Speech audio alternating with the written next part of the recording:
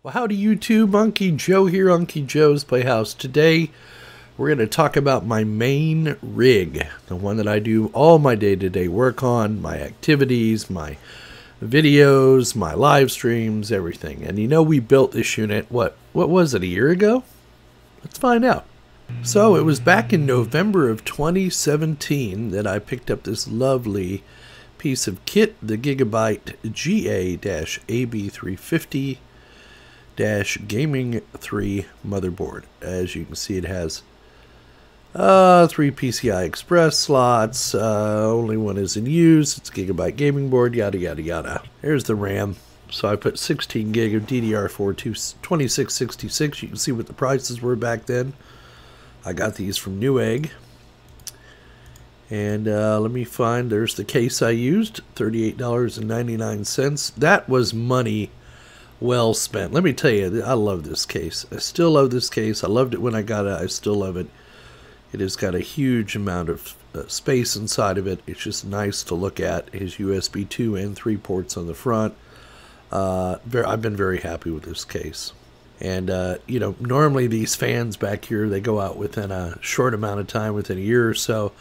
I've had no trouble, knock on wood, with that fan. Got that Gigabyte board. The other thing I had was I had a NVIDIA GTX 950 video card that came out of my old rig that I put into this AMD Ryzen unit. And I'd always wanted to get a better video card, but as you know, about the time I built this machine, the Bitcoin craze was going on, and miners were gobbling up video cards and putting them into mining machines, and the prices of video cards went through the roof. Well, that has all changed as of March of 2019. Video cards are pretty ubiquitous now. The mining craze has died off, so the prices have come way down and made them much more affordable. So that GTX 950 NVIDIA card has served me remarkably well. It's been a card I've had for over 3 years, and I did video editing on it. I don't do a lot of gaming. If I do, it's light gaming. Isn't really video card intensive. But as I've grown and my channel has grown, I've become interested in gaming and benchmarking gaming machines, and that's when I started to look at the AMD Radeon series of video cards, which in my opinion are a very underrated video card. Nothing wrong with NVIDIA, but AMD makes some other price performance point on their video cards are very good right now. So when I built that used machine behind me, this one here, the gaming build out of used parts, which is now MCS-003. It's the desk unit there for my partner Jerry. I put an AMD RX 560 I picked up off of eBay for under $100 and put it in there. I was very pleased with the performance. So when it came time to get a new video card for this unit that I'm using, of course I went and looked at AMD. And I checked out a lot of reviews, and the card that kept coming up I was torn between the NVIDIA 1060 or 1080, which are still out of my price range. They're in the 1080s are in the $300 to $600 price range still, just out of my league. And I really didn't need that kind of power. And then I saw another YouTuber did a video on the RX 570 and how the price performance was where I figured I needed to be. Now, my favorite place still in the United States to find good used deals is eBay. So I went on eBay and did a little shopping and came across an RX 570 4 gigabyte video card that I don't know that it came out of a mining rig, but this guy had 20 or 30 of them for sale, so I'm assuming that's what happened. So I picked one up. I got it for $75 plus $25 shipping, and here it is. The Gigabyte Radeon RX 570. This card was in immaculate condition. This is one that has the RGB lighting on it. I couldn't care less. One thing I didn't realize, though, is how much this card was going to improve my video quality. Not necessarily my recording video quality, but my desktop video quality. I've been using DVI cables on. I have two 24-inch Dell monitors that I also picked up on eBay a few years ago, and they're mounted on the wall here at my desk. And so I had to change out the video cables. I had to go from DVI to DisplayPort. So I got a couple of cables off of Amazon, hooked them up once we put the video card in here. And even to my poor old tired eyes, the picture quality on the monitors improved by a factor of 10, I would say, for me. So this card has 3 DisplayPort outputs. It has an HDMI, and then it has a DVI. So the goal was to get 3 Hello, Maddie May. Come here, baby. She wants to join in on the video. You get on your bed? Okay. Anyway, the object was to get more than 2 monitors on my desktop.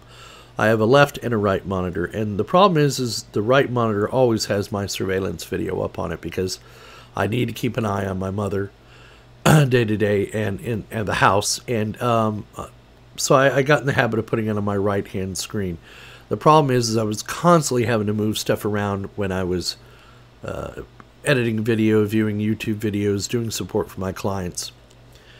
And my business partner, Jerry, said, hey, why don't you take one of those old monitors you have, like the 19-inch, and put it above the other 2 monitors so you can watch your surveillance video, and you just glance up at it as you need it, and if you have some monitoring software or whatnot, you can put up there. So that's what I did, and there's one sitting up there. You'll see all that footage here in a moment. So I'm very happy.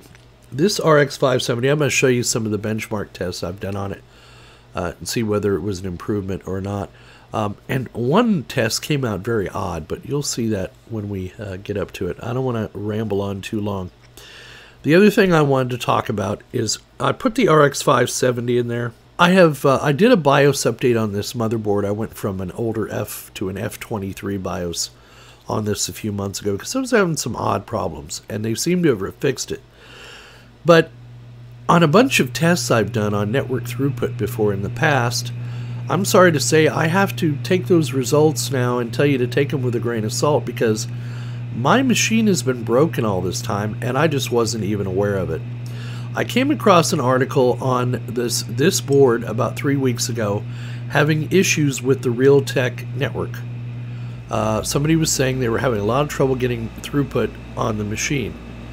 Now typically when I test network throughput or file transfers across the network is I copy from one of my NAS units through my PC to another NAS unit.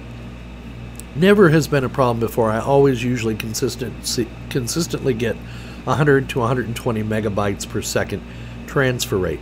But as you saw in some of my previous videos, I was struggling to get 60, 80, 30 megabytes per second on my gigabit network, and I chalked it up to the fact that Linux had problems or this had problems. It turns out that wasn't the case. It turns out my motherboard had a problem. So I went out to Gigabyte's website the other day and found out that if you're running Windows 1809, they have updated all the drivers for every component on this motherboard, and it appears that Microsoft is not including that in the 1809 update, that they're using older drivers. So the symptoms I was seeing is I would do a large data transfer like 20-30 gigabytes or more, and about a third of the way through the transfer my machine would just go belly up. It wouldn't blue screen, it wouldn't do anything, but anything I had running on the network, like my surveillance cameras or if I was monitoring my pfSense firewall, would just stop responding. And the file transfer would stop on my machine, and I'd get a notification that it lost the connection with the server. Did I want to retry? Now, if I clicked on retry, it would start transferring again. It would get up 60, 70, 80 megabytes per second, run for a few minutes, and then boom, it would crash again. Again, my surveillance video I would lose connectivity on. My firewall I would lose connectivity on. I said, that's not acceptable. I can't deal with this. So I went out to Gigabyte's website, and sure enough, there were updates for not only the network controller, but for the audio controller and for the motherboard, like the INF files that you use on an Intel board. So I've downloaded all the updates, and it said specifically there was also a BIOS update to F25. Now, I don't update my BIOS, pardon me, unless I absolutely have to, if I'm having trouble and it fixes something, then I have to. Otherwise, I leave my BIOS alone. But it specifically tells you in there, if you're running Windows 10 1809, you must install these drivers. and not to upgrade your BIOS to F25 until you have those new drivers installed. So I downloaded the motherboard, network card, and audio drivers, installed them. I have not done the BIOS update yet. I went back out and tested, and all the troubles I was having with file transfer speeds are gone. I am consistently getting 100 to 120 megabytes per second, whether I am connecting to a NAS or to my Windows servers, anything. It has revolutionized the way I'm able to work now, because everything is working as it should. But it looks like they fixed the problem, well, at least for now. But if I had not stumbled across that article 3 weeks ago, it would have never put the bug in my brain to look at that as being an issue. So all these videos that I've done where you see me try to do file transfers and I say, oh, I hate FreeNAS because of the abysmal transfer speeds. I hate Unraid because of the abysmal transfer speeds. Why it wasn't affecting when I used my Synology NAS, I don't know. I don't know the magic behind these drivers. But all I can tell you is from my experience, all those problems are gone now with a simple network card driver update. Unbelievable, huh? Alright, so let's get on now to the actual video of me showing with the changes we've made here. If you look behind me carefully, you can see one of the changes I've already made there. And I did that with this product right here. Okay, it's the Wally LED LCD articulating wall mount. It's nothing special. It's a $12 wall mount. It's compatible with VESA 75 and 100s. Quick release VESA plate. It's articulating, but it does not tilt up or down like this. You can move it from side to side, but you don't really have any way to tilt it up and back. A minor annoyance. You spend a little more money, you can get a better card. The object was just to get these monitors up off the desk, especially on the bench back there. So that's what we ended up using. That in combination with the RX 570 video card. So let's get to those videos right now. So you'll remember this unit. This is my main workstation that we built. Oh God, it's been a year ago now. It's got the AMD Ryzen 5 processor in it. A 6-core 12-thread unit, and I've made some changes to it. Now it's up on the desktop, but it's only up here temporarily. It's going back on the floor. I'm just waiting on a couple of video cables because I didn't plan ahead. But you can see in there it's got a gigabyte video card in there through the plexiglass, and that is actually a new video card. I have moved over from NVIDIA and replaced that GTX 950 or 970 that I had with this card. Yes, and there it is, boys and girls, ladies and gentlemen, the AMD Gigabyte model, Radeon RX 570, supporting DirectX 12, Vulkan, Chill, Relieve, Capture, FreeSync 2, and all that other special marketing hype bullshit. This is the 4 gig card, so it's a step up from the GTX 950 I had, which was only a 2 gig card. I'm sure this came out of a mining rig somewhere on the Ethernets, and I was able to pick it up off of eBay for approximately $60 plus shipping. So a veritable steal, if you will. This unit has been put into my desktop unit, and I have taken the NVIDIA GTX 950, 970, whatever model this is, and I'll clarify that as the video goes on. I have taken this card out, and if you've seen in one of my other videos, it's going to go into another unit. Very, very happy so far with this card. In fact, you're going to see some benchmarks here shortly comparing the old 950, 970 card to this new one. And seeing how everything goes. Now, if you remember back, well, earlier last year, Sasha from Blue Telecoms in the UK, he's the owner of the company, he sent me a care package that included some SSD drives. He sent me 2 1 terabyte SanDisk SSD drives. And Sasha, thank you again. And not only has Sasha sent us those drives, he sent us a switch, he sent us phones, he sent us PoE switches, and, you know, a kind and generous person he is indeed, because he's been responsible for a multitude of these videos that we've been able to do over the last months and years now that the channel's been up. So what I opted to do was go ahead and remove, I have 2 of these Samsung 850 Evo drives in my main rig, 250 gig. This one was in there specifically for the video editing, to store the video edit files and audio files and just be my general data video editing drive. I have replaced this drive with one of the donated 1 terabyte SSDs from Sasha, and I took this one out and I'm going to put this into another unit, so nothing gets thrown away at Unkyjoe's Playhouse. We always reuse our equipment. But again, a special shout out to Sasha in the UK and for sending those drives to us. Now the reason this unit is temporarily up back on my desk is because I did not think ahead. My monitors are currently connected with DVI cables, and on the back of this new card it has 3 DisplayPort, 1 DVI, 1 HDMI, and that is it. So I didn't have the forethought to order long enough cables, DisplayPort cables for these Dell monitors that I have, these 24-inch Dell monitors on my desk. So I have, and they take either VGA, DVI, or they will take DisplayPort adapter or cables. So I've gone ahead and ordered 2 10-foot DisplayPort cables in order to plug these monitors in. And temporarily I had a DVI, this white cable back here, I had a temporary DVI to display link adapter cable for a Mac I had laying around. So that's why this unit is up on the table. It is going back down on the floor now.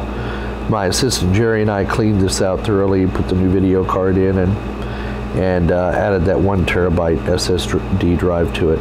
Alright, so it's time to get this bad boy back on the floor. We've had our cables come in. Jerry is unpackaging them right now. Oh, exciting stuff here, folks. He's untying a knot. He's opening a package. Now, I went ahead and ordered 10-foot DisplayPort to DVI cables. At least I hope that's, no. I ordered DisplayPort to DisplayPort cables. So hopefully Amazon has sent me the right thing. Let's see, from Cable Creations, cable length, DisplayPort, M cable, 10-foot, color black.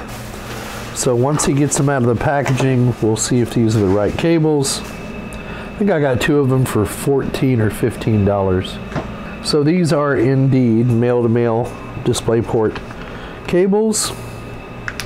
They're thick, man. Those are thick cables. I don't know how large that gauge of wire is, but they are thick cables. Okay, so let's get everything plugged in. Jerry's hard at work there.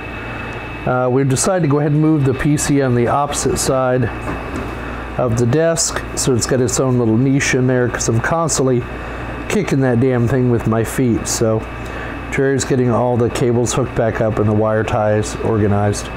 Now there have been some changes to the desk. I have 2 wonderful 24-inch monitors. The problem is that I'm always got the surveillance software up on the right monitor. It's just something I've done ever since I've had this system. The problem is that I then don't have that monitor available as a work area. So I've got an old LG 19-inch monitor that I've had since '05, and we're going to hook that up temporarily to the DVI connector, because both these monitors are connected up via DisplayPort. So we're going to connect this one up, like I said, via DVI, and then I'm going to try and shunt the surveillance monitoring over to this monitor. And then if that works, then what I'll eventually do is get an articulating arm that'll mount on the wall to where I can move that monitor out of the way. And then if I need to look at the surveillance, I can just tilt my head up a little bit and see what's going on. So work in progress, but we're making progress, aren't we, Jerry? Yes. There's a man under my desk. Under normal circumstances, that would excite me. Under these circumstances, I'm more fearful than excited. So there you go. So here we go, boys and girls, friends and neighbors, ladies and gentlemen. we got the PC back down on the floor.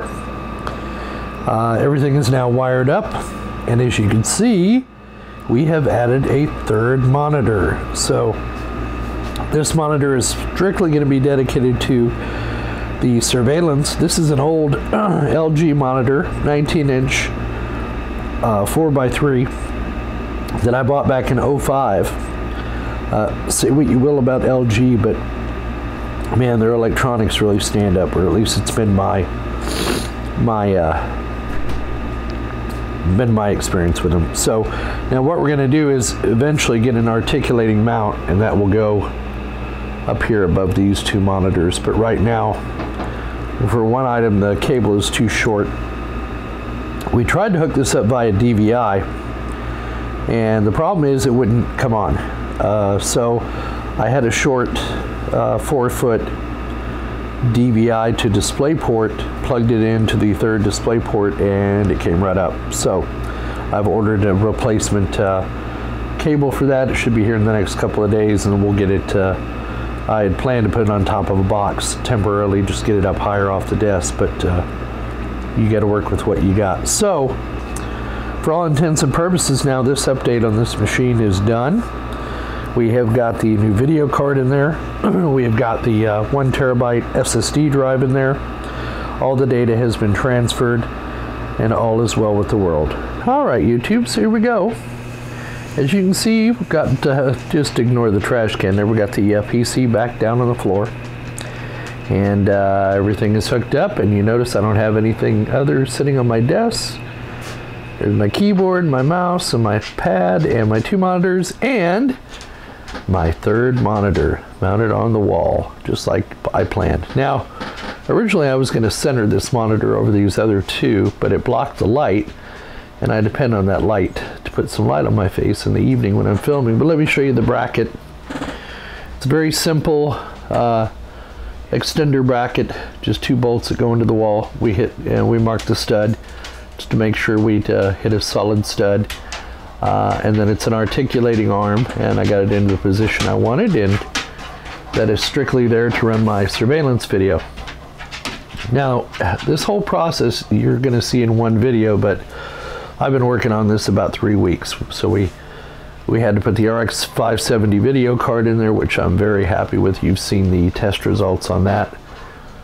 Because originally I had these hooked up via DVI, and these require the DisplayPort. Fortunately, these monitors, these Dells that I have, support DisplayPort adapters, or support DisplayPort. They have it native built in. Let me tell you, the picture quality is much better. But so there's the mounting bracket. It was 12 bucks on Amazon. It's a Wally mount, just like I have there on the desk. That's a Wally mount. Now mine is mounted to the wall, but and you see I have a strip of LEDs here, just kind of give me some background lighting or task lighting, light up my desktop. But there's the articulating mount. It works very well. I didn't have any trouble with it at all, except of course for the screws for the VESA mount. And so while we're at it, since they're really 12 bucks, we went in and got another one for the bench monitor. So now the bench monitor is well off of the bench. So we have, I don't like having monitors taking up bench space.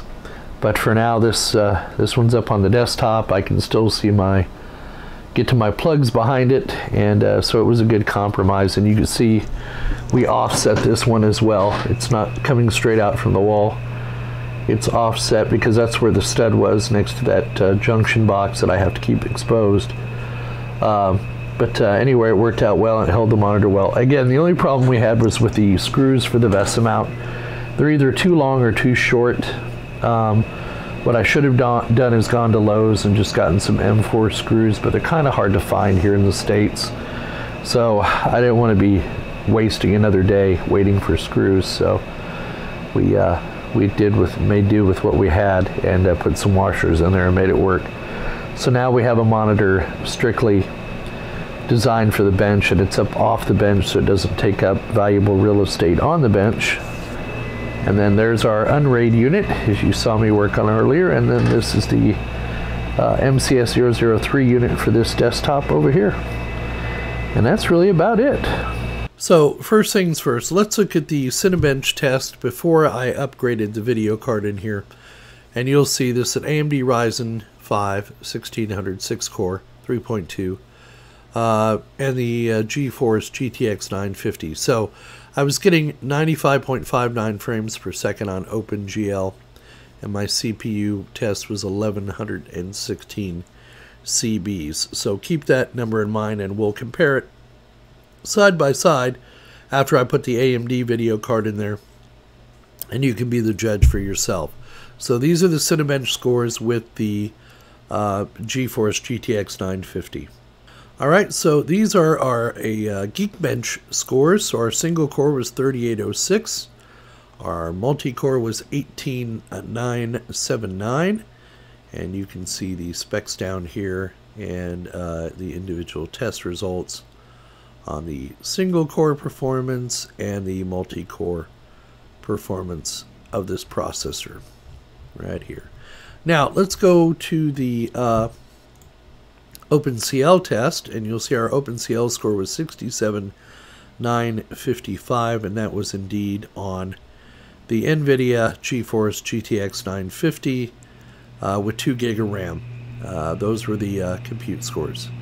Now, I did some benchmarks tests using Unkyjoe and the Tropics demo with high quality, running, I believe this was DirectX 11. See if I can find it on here.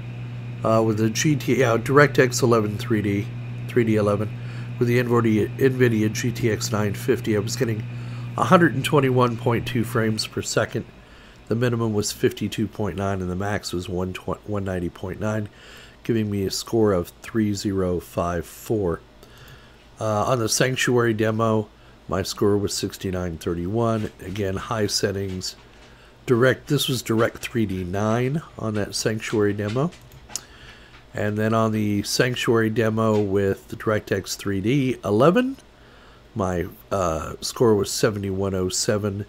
Minimum and maximum frames. You can see there with an average frames per second of 167.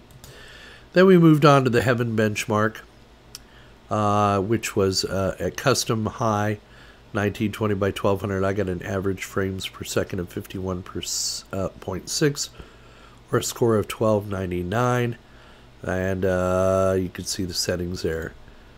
Same benchmark, but with extreme settings, my frames dropped considerably from 51 down to 37.8. My score dropped as well, but it still handled it just fine. And then the Valley benchmark, you'll see on high it was 59.1, score of 2473. And on the extreme HD settings, we got a frames per second of 30.9, a score of 1294. So still very respectable results even with that older video card. Now here's where the results kind of get a little crazy.